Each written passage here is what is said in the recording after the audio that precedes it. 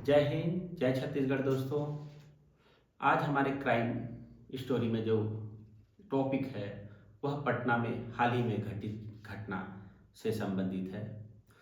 होता है यूँ कि एक नाबालिग लड़की डॉक्टर बनने का सपना संजोए हुए जहानाबाद से पटना आती है सन 2023 में और 2025 तक लगातार पढ़ाई करती है। उसके बाद उसके साथ क्या घटना होता है, कैसे फॉरेंसिक की रिपोर्ट आती है, पुलिस कैसे मामले को घुमाती है, ये आज हम बताएंगे। चलिए शुरू करते हैं। वर्ष 2023 में जहानाबाद से एक नाबालिग 10th पास करके अग्रिम डॉक्टर की पढ़ाई करने के लिए पटना आती है और पटना के शंभू गर्ल्स हॉस्टल में एंट्री लेती है। 12,000 रुपये मासिक, जिसमें खाना रहना सभी इंक्लूड रहता है। लड़की लगातार पढ़ाई करती है। दिसंबर 2025 में लड़की 26 दिसंबर को अपने घर जाती है पेरेंट्स के साथ और 4 जनवरी तक वहाँ रहती है। 5 को जहानाबाद से निकल के 5 की दोपहर को पटना शंभू गर्ल्स हॉस्टल आती है। एंट्री रजिस्टर में करती है और रूम में चली जाती है। रूम में जाने के बाद वह सुबह तक नहीं निकलती रूम से। तो आसपास वाले जाके देखते हैं कि क्या हुआ है, तो लॉक खुला रहता है। जाके देखते हैं कि लड़की बेहोश की हालत में पड़ी रहती है।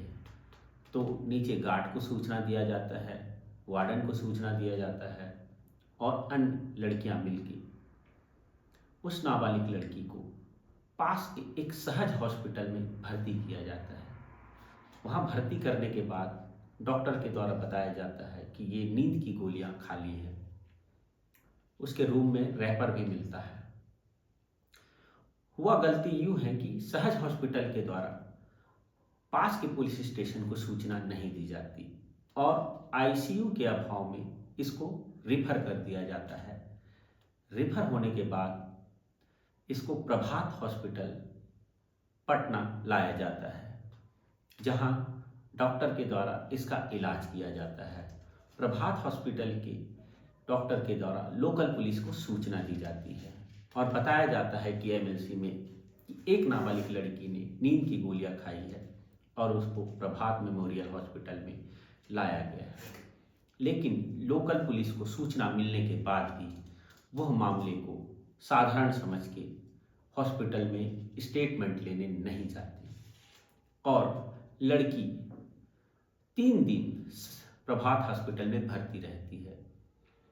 6, 7 और 8 की रात को उसको फिर से दूसरे हॉस्पिटल में रेफर कर दिया जाता है, मेदांत हॉस्पिटल में, जहां उसके परिवार तब तक उसके परिवार उपस्थित होते हैं और हंगामा करने लगते हैं। तब पुलिस वहां आती है और पूछताछ कर प्राथमिकी दर्ज करती है। पूरे प्रकरण में 9 जनवरी को प्राथमिकी दर्ज की जाती है। बाद पुलिस के द्वारा डॉक्टर से पूछा जाता है, प्रभात हॉस्पिटल में जाके पूछते हैं कि ये लड़की के साथ घटना क्या हुआ था। तो जो प्रभात हॉस्पिटल के डॉक्टर सतीश कुमार रहते हैं, उसके द्वारा बताया जाता है कि चित्रगुप्त नगर थाना प्रभारी को कि जो आई थी लड़की वो नींद की गोलियां खाली है, उसके साथ कोई सेक्सुअल असॉल्ट नहीं हुआ है।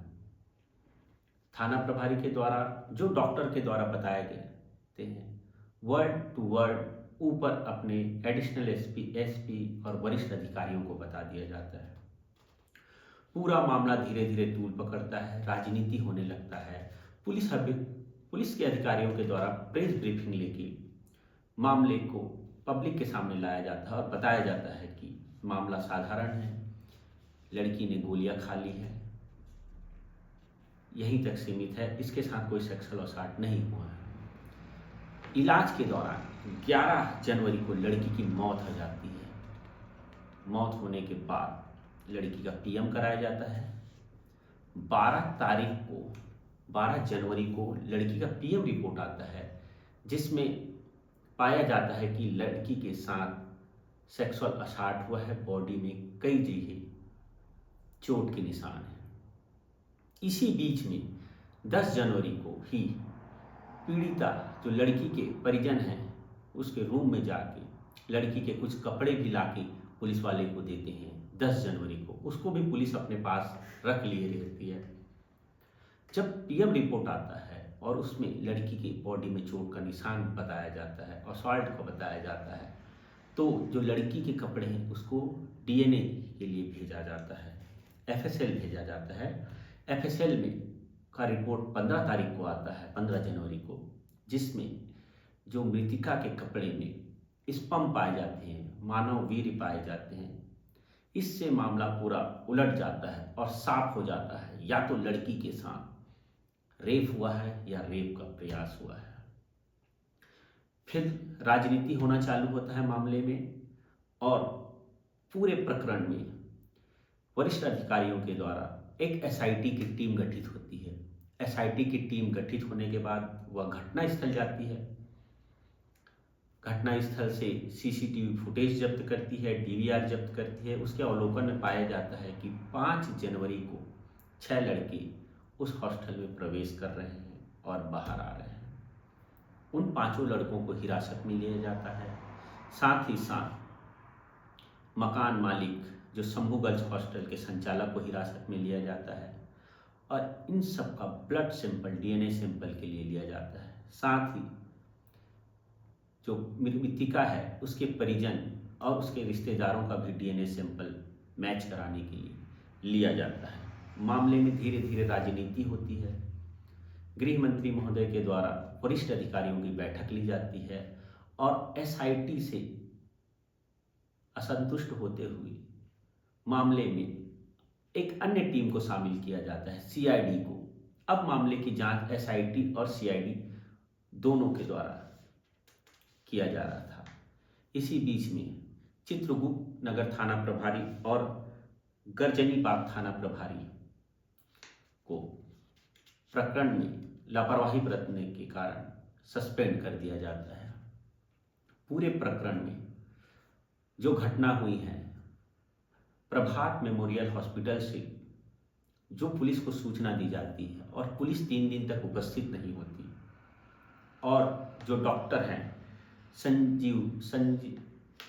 सतीश कुमार, जो डॉक्टर सतीश कुमार हैं, उसके द्वारा जो लोकल थाना प्रभारी को सूचना दी जाती है मिलने के बाद, जब उनको बताया जाता है कि लड़की के साथ कुछ घटना नहीं हुई, वही ऊपर अधिकारियों तक बताया जाता है, जिससे मामला उल्टा हो जाता है। पुलिस को स्वतः होना था कि संज्ञान लेना था, लड़की से पूछताछ करना था, मजिस्ट्रेट से कथन कराना था, लेकिन 11 तारीख को लड़की की मृत्यु हो जाती है।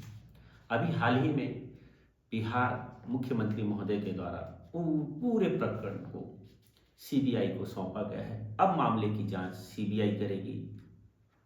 हम चाहते हैं कि मामले में जल्द से जल्द आरोपी गिरफ्तार हो और जेल जाए और ताकि पीड़ित परिवार को न्याय मिल सके।